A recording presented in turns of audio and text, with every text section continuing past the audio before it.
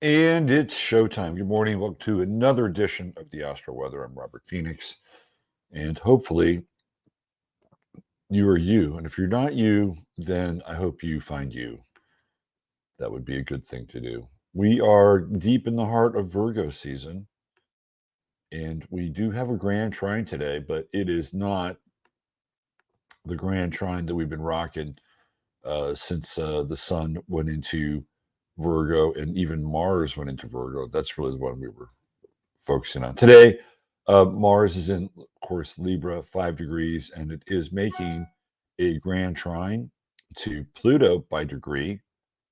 That's going to sort of transit its way out of here fairly quickly over the next couple of days.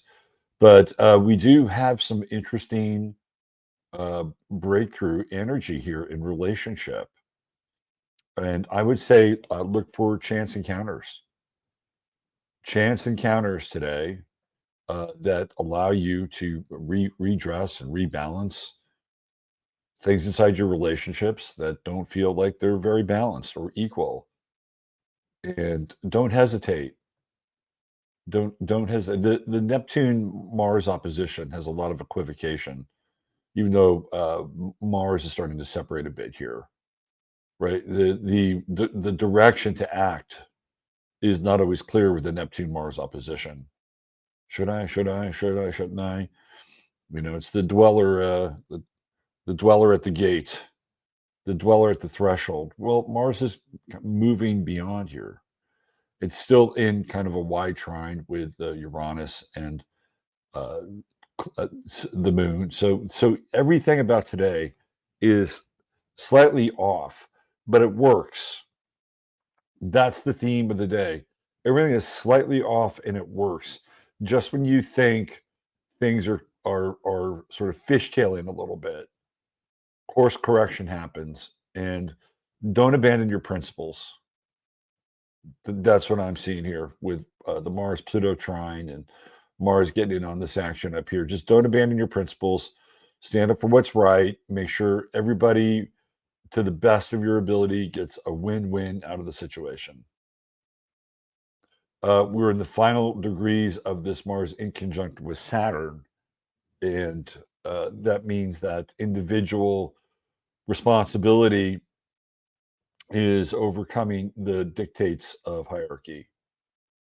And it'll be interesting to see how this transpires in the so-called collective, because people are on a bit of the warpath here, and Mars in Libra is one of those energies that is good. I mean, what's really weird, I'm going to bring this back to a couple days ago. So in Florida, they had this, I don't know, neo-Nazi gathering, which looked just fucking ridiculous. I'm sorry.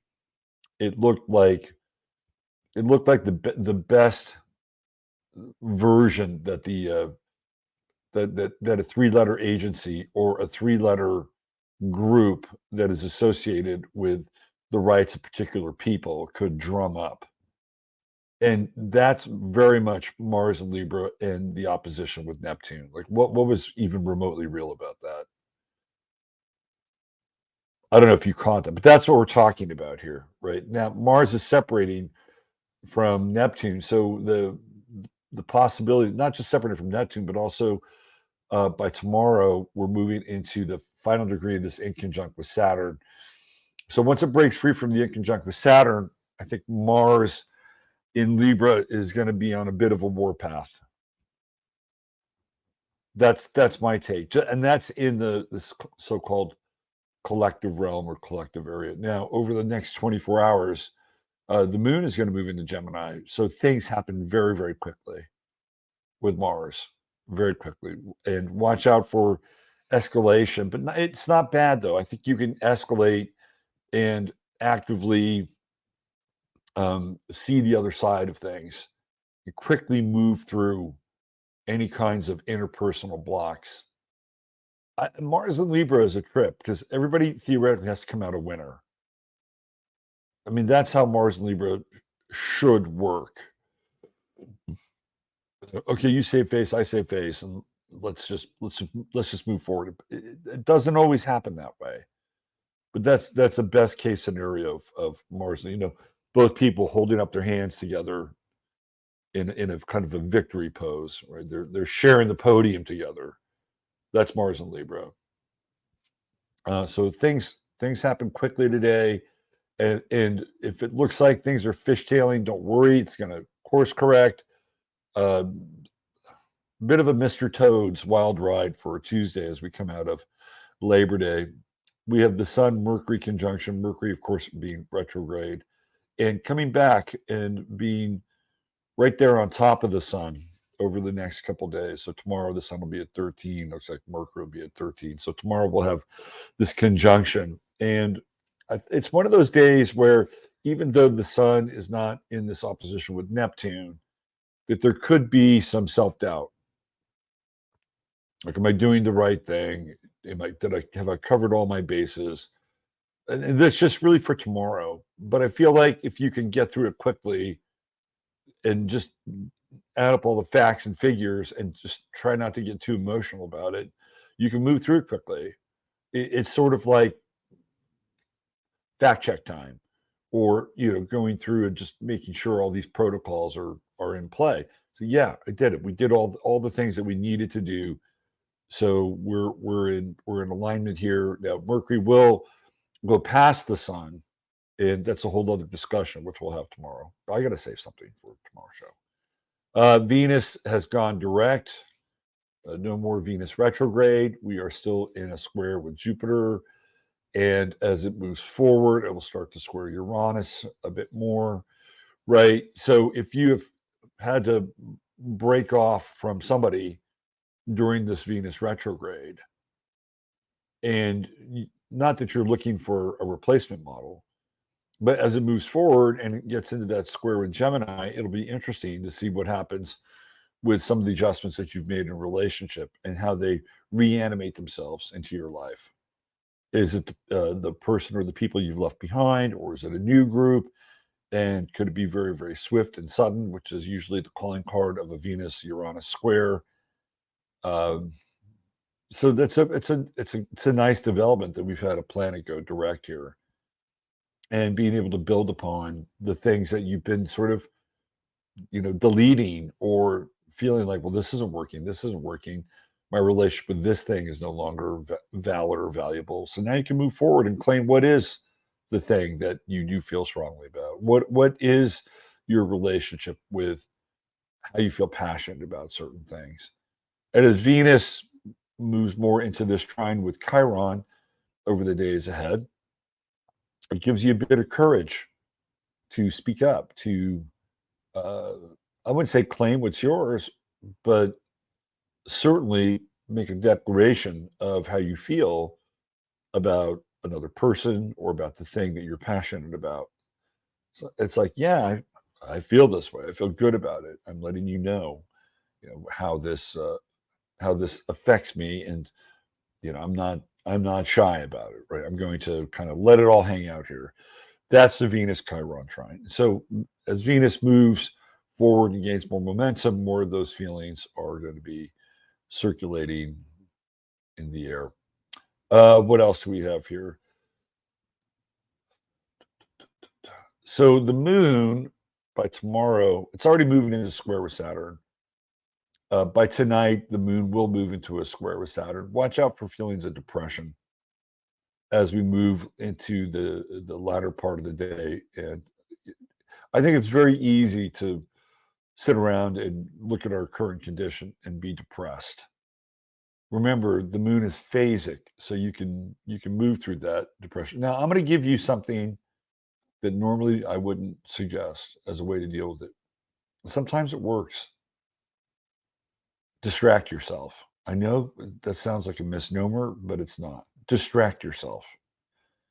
I remember there was a period of time where I was going through something in my mind intense, and I played a shit ton of online poker, not for money, just for fun. And I found that it was really good at disengaging a part of my brain that was on the hamster wheel.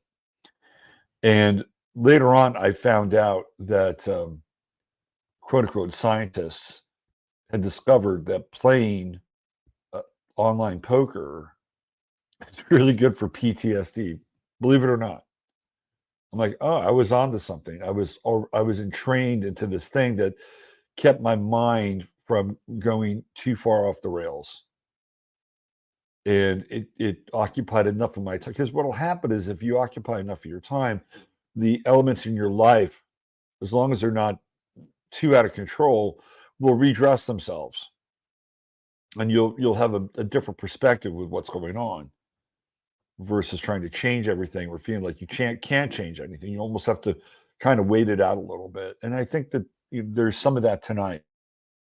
So if you find yourself kind of in the doldrums a bit, find a way to distract yourself a little bit.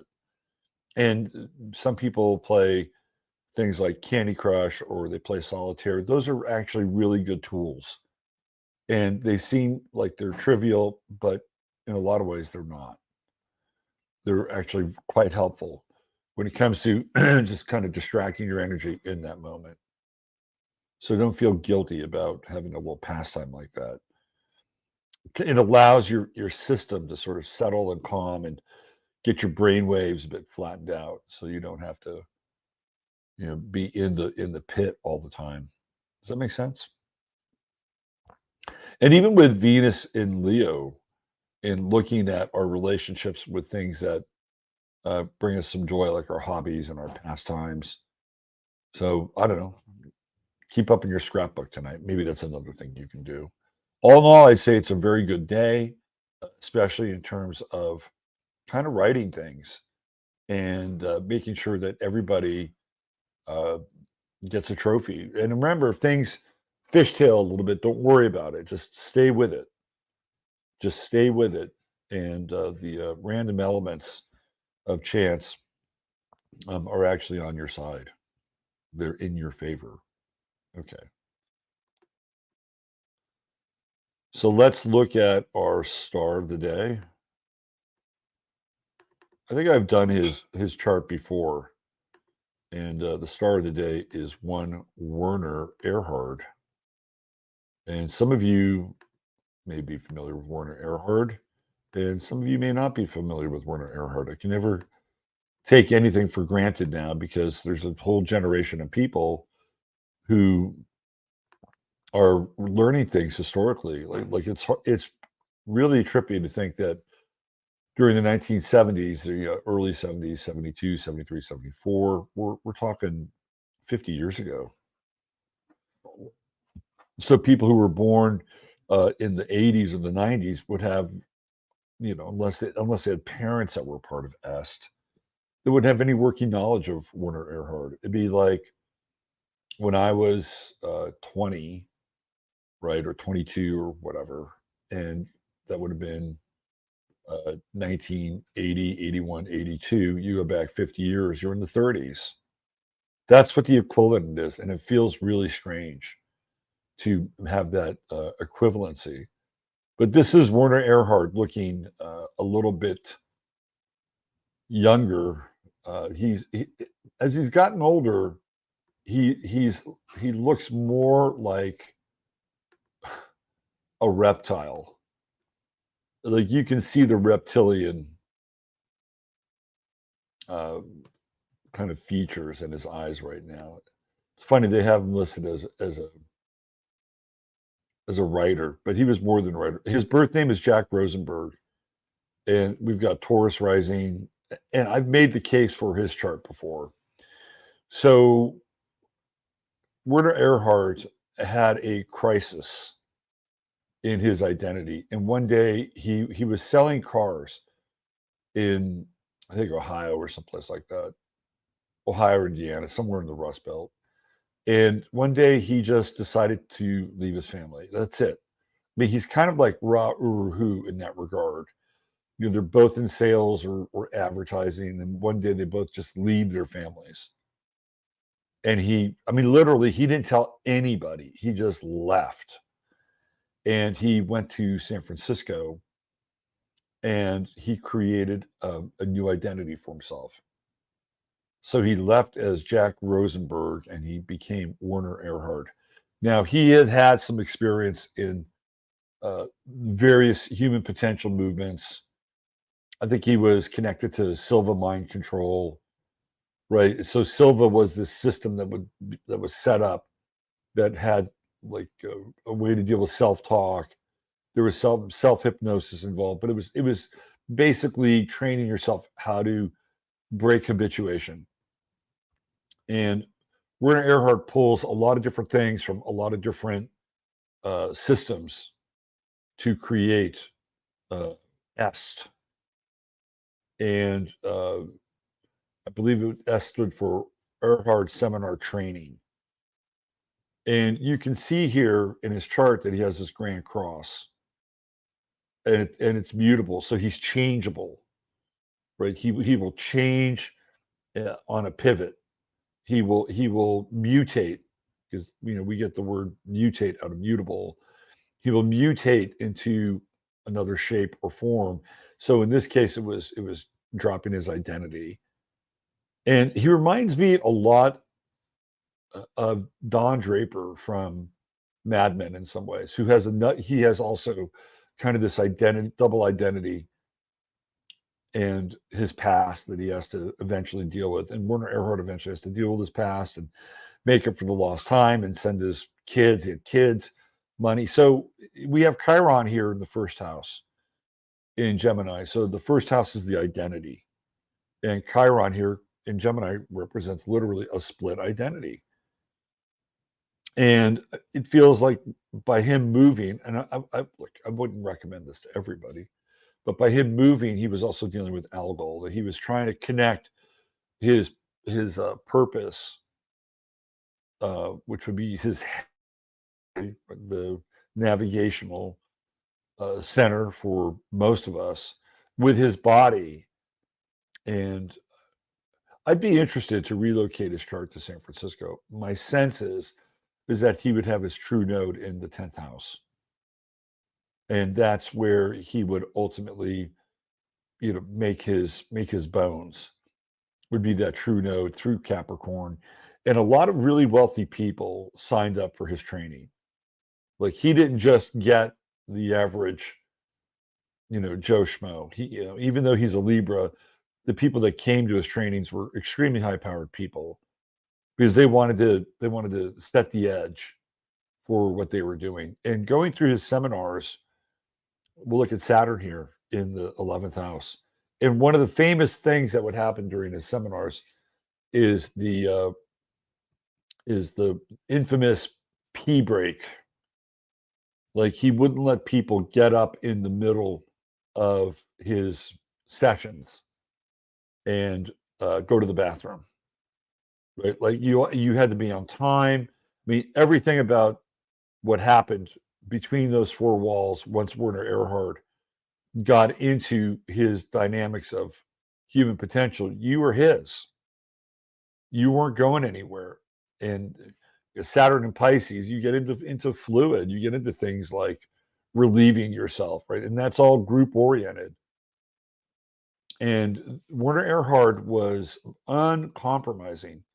They had the equivalent of like struggle sessions inside of S, and he's kind of formidable.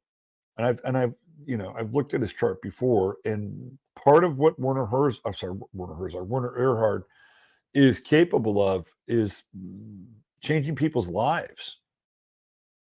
Whether you agree with his methodology or not, he has this. It's funny because he kind of poo-poos mysticism. He has a quote about mysticism. He doesn't trust mysticism. For him, being able to change one's life is a systematic approach. And really, the whole idea here is based on his Grand Cross. It's to grind down the resistance of an inner authority emerging, getting to a point where you don't really care about what other people think, but you don't care by abandoning your standards. And in fact, this is a system that stresses discipline. It stresses accountability. It stresses, and coming from a guy that for a long time had none because he just skipped out on his family. So everything starts down here in his fifth house. We have all this Virgo in his 5th house. So all this Virgo shit is kind of fun for him. Like he enjoys it. He thinks that in many ways it's a bit of a game. And I think he's probably correct in a lot of those assumptions about how to organize or self-organize his energy in a way so it activates the Grand Cross. And the whole idea is for everything to resolve itself here with Saturn. Now, Saturn's not the highest planet in the chart, but it gives him the most social access through group orientation. And he's got this Mars-Jupiter conjunction in Scorpio. So he is somebody who's driven. And I would not want to get into a tangle with Werner Erhard. Like if you were going to take him on during one of his seminars, you better be fucking good. Because this is a guy with a Mars-Jupiter conjunction trine Pluto. He could absolutely crush you. Could absolutely crush you in a one-on-one situation. He has a really interesting chart. I don't think it's a very warm and fuzzy chart. All the water is connected to something very active, very proactive in a lot of ways, right? Saturn here in Pisces limits the water. It limits your peeing, at the S trainings, right? And even Cancer, which we would think would be somewhat nostalgic and sentimental and sympathetic, he's got the South Node there and Pluto conjunct it. So even Cancer, this family, and the things that you would think could connect him with, I would say, more human emotion, has to go through Pluto. Like he's constantly transforming his past. This is a guy, again, if you're looking at the South Node from a past life perspective, he's done this before. He knows exactly what he's doing. He knows exactly what he's doing. He knows exactly how to get underneath people's skin and make them feel uncomfortable. That's the nature of the work here. And again, the moon in Gemini, Sagittarius. The moon in Sagittarius, to me, this was the trip to San Francisco. This is, I want to get away from my relationships. I want to get away from the people that define who I am. And if I have to travel all the way across the country to do it, I'll do it. There's some very interesting information. And look, I'm not here to promote Ask or anything like that. It was a product of its times.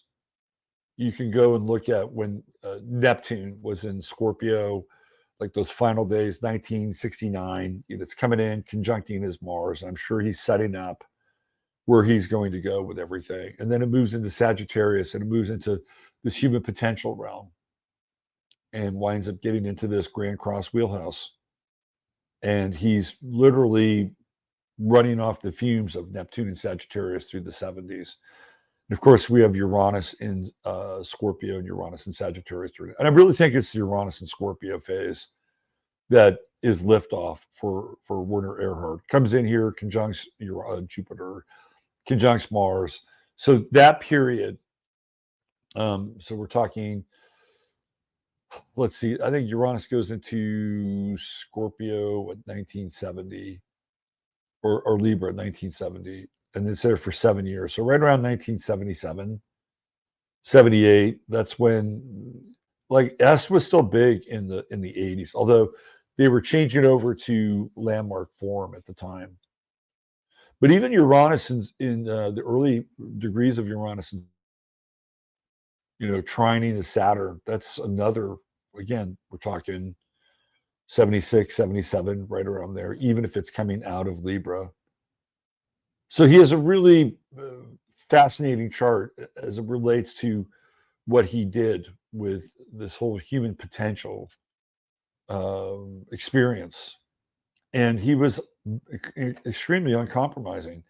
This guy does not have a ton of empathy in his chart.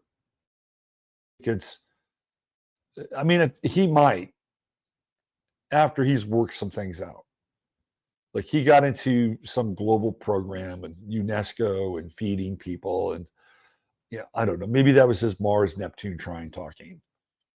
But this is somebody who can recreate himself on a dime, which he did, and use the energy of his chart to transform the lives of people for better or worse who were serious people. I knew people who went through S. They weren't your everyday people who were satisfied with their lot in life. He would get people that wanted an edge in business and wanted an edge in living an authentic life.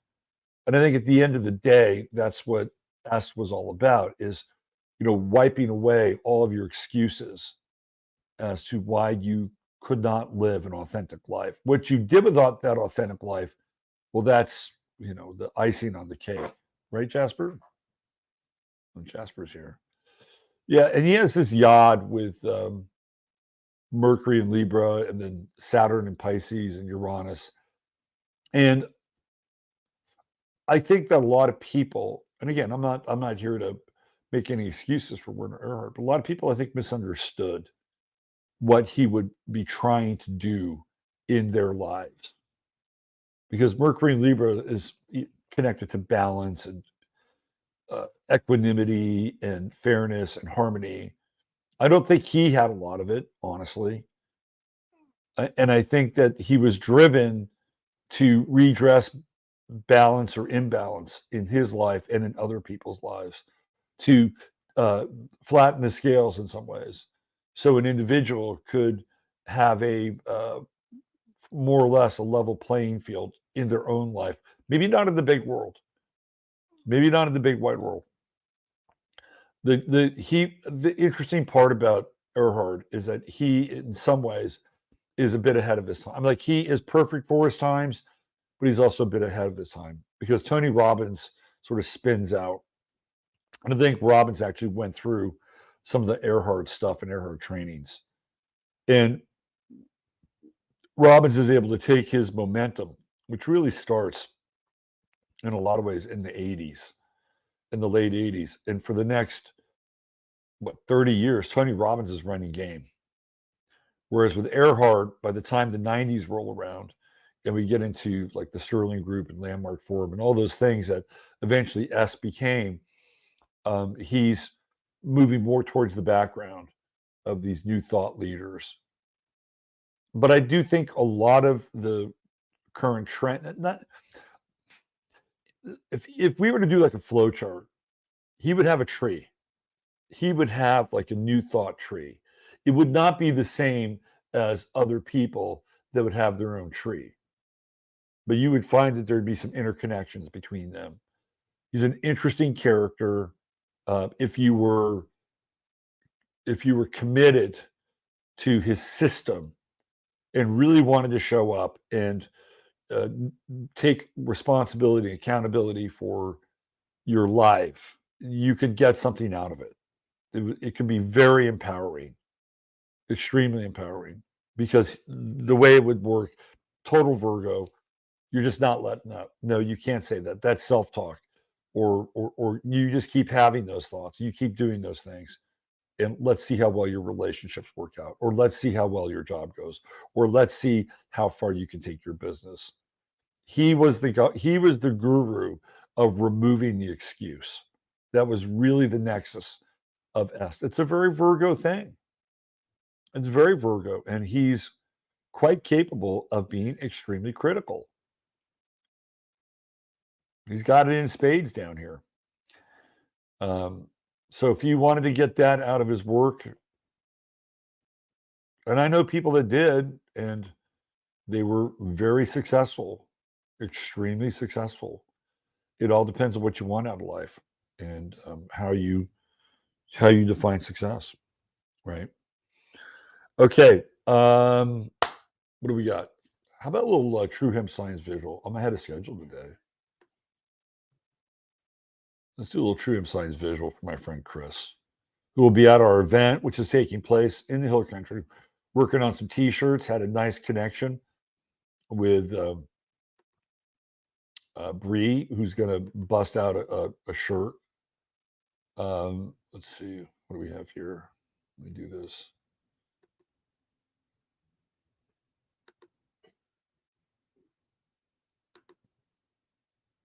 Here we go. Here's a little trim science for you. Oils, edibles, water soluble, and CBD for your pet. Jasper's doing great, by the way. Aren't you, Mr. Clean Bill of Health? So if you want some of the best CBD products that you can find on the internet, this is your one-stop shop right here. True Hemp Science. All you got to do is type in 15 MINS, 15 MINS. You'll get free product sent with your order with a purchase of $100 or more. It's a great deal. You're getting a value add there. Plus, you get to try out a few new things. $150 more gets you free shipping. And there's always a 30-day money-back guarantee. My mother had the sleep gummy last night, and she had her best sleep in 2 days. So we got to make sure she gets another sleep gummy tonight.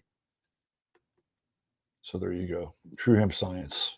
Type in 15 MINS, 15 minutes. And speaking of 15 minutes, that's where I'll be in 40 minutes over on 15 Minutes of Flame. And we'll be looking more at Lahaina, maybe a little Burning Man, maybe a little September 23rd Doom.